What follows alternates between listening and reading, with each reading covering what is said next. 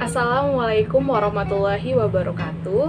Izin memperkenalkan diri, nama Yesi Romadona, NPM 1911060456, kelas A, jurusan Pendidikan Biologi, Fakultas Tarbiyah dan Keguruan. Video ini dibuat guna memenuhi tugas UTS mata kuliah evolusi dengan dosen pengampu Ibu Aryani Dwi Kesumawati MPD.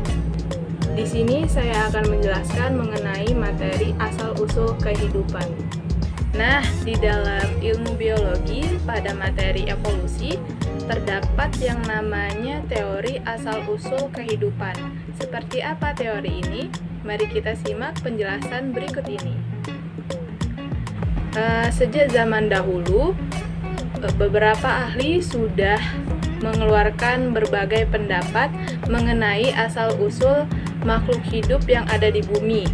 Kita mulai dari teori yang tertua ya, yaitu yang pertama ada teori abiogenesis. Teori abiogenesis adalah teori yang menyatakan bahwa makhluk hidup berasal dari benda mati. Aneh kan? Tapi begitulah pandangannya di masa lampau. Ini terjadi karena orang-orang pada zaman dahulu mendapatkan fakta dari hal yang dilihat saja. Bagaimana orang pada masa itu menganggap ikan dan katak berasal dari lumpur karena mereka melihat makhluk itu muncul dari lumpur. Bagaimana mereka berpikir bahwa cacing berasal dari tanah? Seperti yang telah terlihat dari isi teori, penganut dari abiogenesis adalah ilmuwan-ilmuwan yang ada di masa lampau seperti Aristoteles pada tahun 384 sampai 322 sebelum Masehi, yang kemudian ada Antonian Lenhoop, seorang Belanda pada tahun 1677 ikut mendukungnya. Antony memperlihatkan melalui mikroskopnya bahwa makhluk renik berasal dari jerami yang direndam. Lalu pada abad ke-19 teori ini disanggah. Teori biogenesis adalah teori asal-usul kehidupan yang menyatakan bahwa makhluk hidup berasal dari makhluk hidup lainnya. Adapun para ilmuwan yang mengemukakan teori ini yaitu Francesco Redi, Lazzaro Spallanzani, dan Louis Pasteur. Mereka melakukan pengamatan tersendiri secara terencana dan terstruktur. Yang pertama yaitu percobaan Francesco Redi. Francesco Redi adalah orang pertama yang melakukan percobaan untuk menyanggah teori abiogenesis. Redi membuat percobaan dengan memasukkan daging ke dalam dua buah toples. Toples pertama yaitu toples tanpa penutup sehingga terbuka, dan yang kedua itu toples dengan penutup. Setelah beberapa hari diamati, muncul larva di daging dalam toples yang terbuka. Sementara daging di toples yang tertutup bersih. Redi pun berkesimpulan bahwa belatung tersebut berasal dari lalat-lalat yang masuk ke dalam toples dan bertelur di sana. Tidak berhenti sampai di situ, Redi kembali membuat percobaan untuk meyakinkan kesimpulannya. Dia memodifikasi toples yang digunakan dengan membuat tutup yang terbuat dari kain kasa. Hal ini dia lakukan agar udara dari luar bisa masuk dan terjadi pembusukan daging.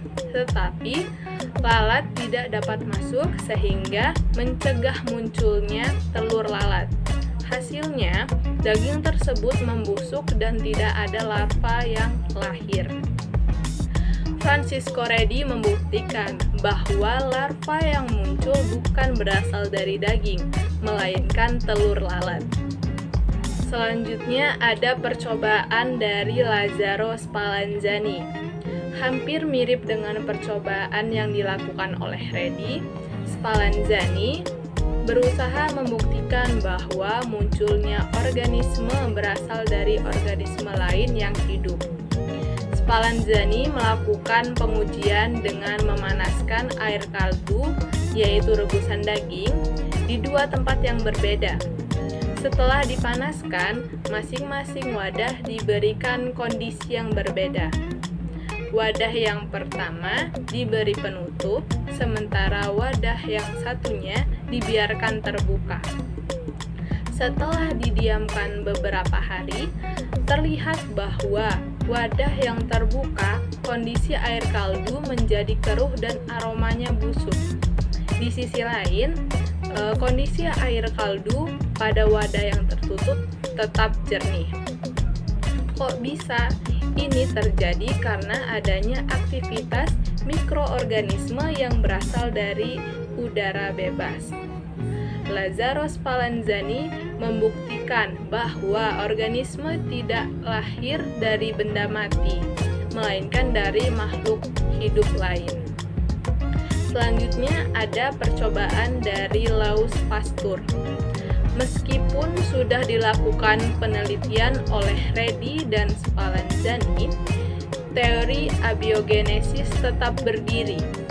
Para pendukungnya menyangkal kesimpulan yang dibuat oleh Spallanzani dan mengatakan bahwa mikroorganisme tidak tumbuh karena tidak ada udara. Menurut mereka, udara dibutuhkan untuk menyokong kehidupan. Sampai akhirnya Louis Pasteur mematahkan teori abiogenesis. Pasteur memodifikasi salah satu wadah yang digunakan Spallanzani dengan wadah labu berleher panjang. Untuk apa? Leher panjang itu berguna sebagai indikator yang memberitahukan bahwa masih ada hubungan antara labu dan udara di luar, yaitu masih ada oksigen untuk organisme hidup. Lalu bagaimana hasilnya? Setelah dipanaskan dan didiamkan beberapa hari, ternyata air kaldu yang ditempatkan di labu berleher panjang tetap jernih, tetapi di bagian ujung lehernya muncul banyak debu dan kotoran. Sementara pada wadah yang terbuka mengandung mikroorganisme.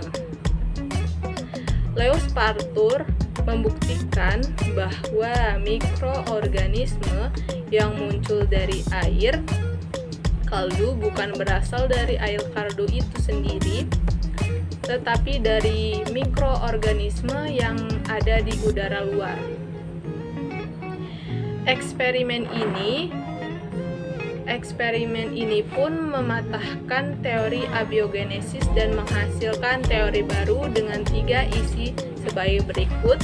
Yang pertama, semua makhluk hidup berasal dari telur. Yang kedua, semua telur berasal dari makhluk hidup.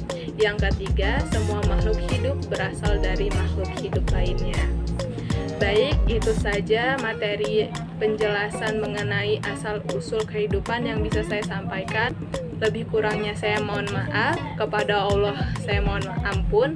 Saya akhiri, wabillahi taufiq wal hidayah. Wassalamualaikum warahmatullahi wabarakatuh.